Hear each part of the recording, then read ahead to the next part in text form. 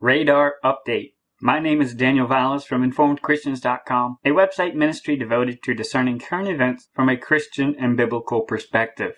Thank you for your continued prayers. I still need it. I always need strength and wisdom, especially now. And also a note that on our website is the best place to check for last-minute updates that I may have, and that is InformedChristians.com.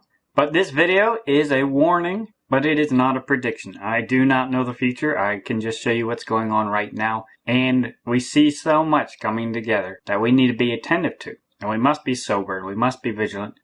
We find ourselves at a time when the celestial signs have brought our attention to precursor events and patterns and laid a good foundation. And now we find ourselves right in the middle of the thick of things when a lot of patterns from the past few weeks that we've been studying are all coming together now. Now is when the completion of those patterns and types was originally filled. So this time period that we're looking at right now, where we are right now, the 17th and 18th especially, is very important and we must be very vigilant. If you haven't yet, download our PDF, Exodus 2, The Bride Goes to the King's House, link in the description box. That tells a lot of why we are looking, especially at this time now, and looks at the past year. And we've talked before about how the time where we are now, the patterns are pointing and also tied directly to the fall feast as well. We're seeing a lot of those patterns and types brought up to where we are now and being completed and fulfilled now. It's all being woven together like a tapestry right now. So we find ourselves on day 17, which is a very important day in the pattern and story of Esther that we've seen a lot of very strongly throughout this time period. But that ends today on the 17th, and that is when Haman was hanged. So this day marks the second banquet that Esther had with the king. And I was reading through the account last night, and I was reminded of when she went into the king on just the day before, which was the 16th. The Bible remarked about her having to touch the scepter of the king, and that showed her acceptance and her ability to come into the king through the scepter. And I was instantly reminded of what we were looking at with the celestial signs, with the scepter and Leo, Judah, and the double emphasis that ties with Purim right now, with the celestial signs we're seeing right now, with the emphasis on the king and the bride going to the king's house and the scepter being a part of that. It's all coming together so beautifully right now. This is why we have to watch continually, because a play is being painted almost in a sense before us, and we must pay attention to it and set aside all the distractions and focus and be vigilant so we don't miss a thing.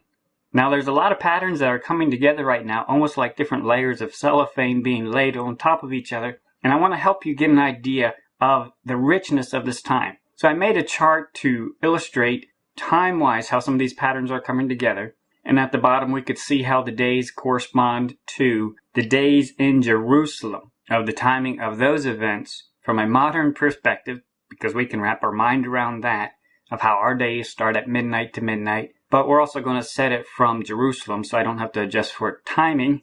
And here's an offset where you can see the time zone approximately in Central Time Zone. It just helps me wrap my mind around it because that's where I live. But we are here right now. We are in the beginning of the 17th day, the first day of the week in Jerusalem at the moment. But here in Central Standard Time Zone for me, it's late in the afternoon. And just a few days ago, we saw several significant celestial signs pointing to that spring is here now. We looked at Song of Solomon and the beautiful picture. So we have so much expectation right now of being called away home to our beloved. And more pictures of the king and the queen, the bride. So much coming together.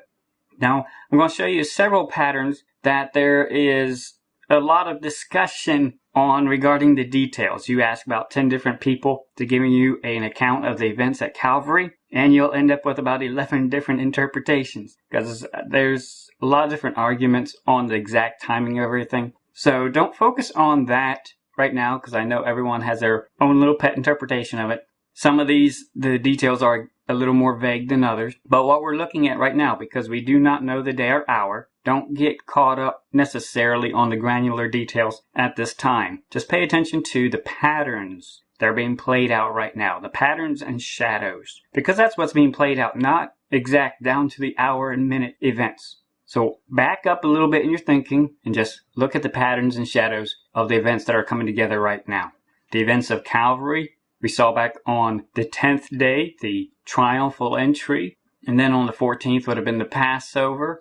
and Calvary and the lots with his vesture. Then the next day, the 15th, was the start of the Feast of Unleavened Bread. And then 17th and 18th, Christ arose from the dead on the third day, but he did not ascend to heaven and finish the atoning work until after dawn on the next day, which was the first day of the week. So the Bible mentions how he rose on the third day, but then how he also rose on the first day. Both are correct. He rose from the dead, and then he also rose to the Father.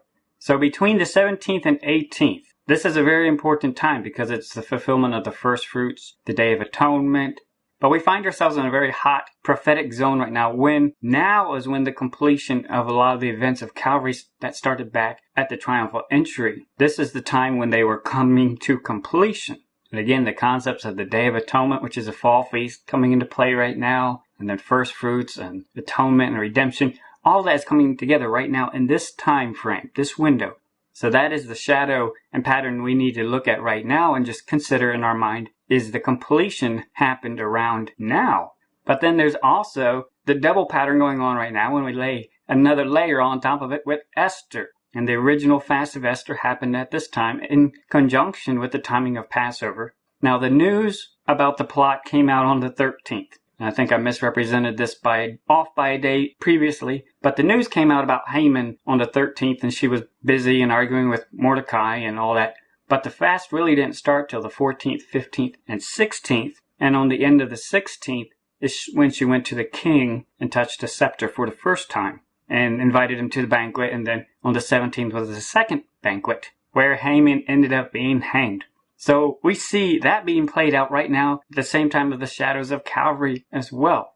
Again, I think right now at this time period, in the past few weeks, that we've especially seen a big emphasis on the Lamb and the redemption and the concepts of Purim and the bride getting herself ready to go to the king's house. So I think these two are the prominent patterns and shadows at this time.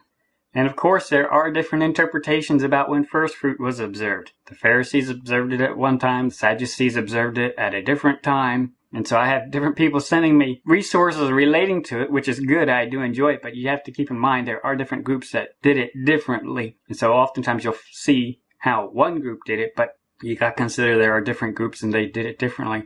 So again, right now we just focus on the pattern and shadow. First fruits is coming into play right at this time. We can't be super specific, but about this time.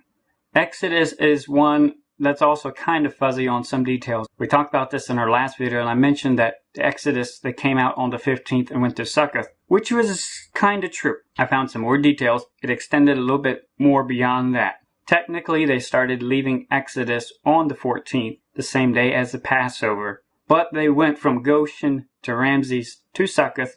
So it's not exactly for sure exactly when they reached Succoth, but right around that time, and then how long they stayed there wasn't clear either. So again, just keep in mind that shadow and pattern is in play right about now, where we are now. So, and again, that references the booths and tabernacles and Sukkot, but it's also the time, apparently, when the firstborn were dedicated. And again, that pulls our mind to the ideas of ransom and atonement, and also the first fruits, in a sense, too, as well. It's an allusion to that, the firstborn being dedicated. But then we also find at this time of year was also when the Israelites entered the Promised Land. And the dates on this one are pretty solid.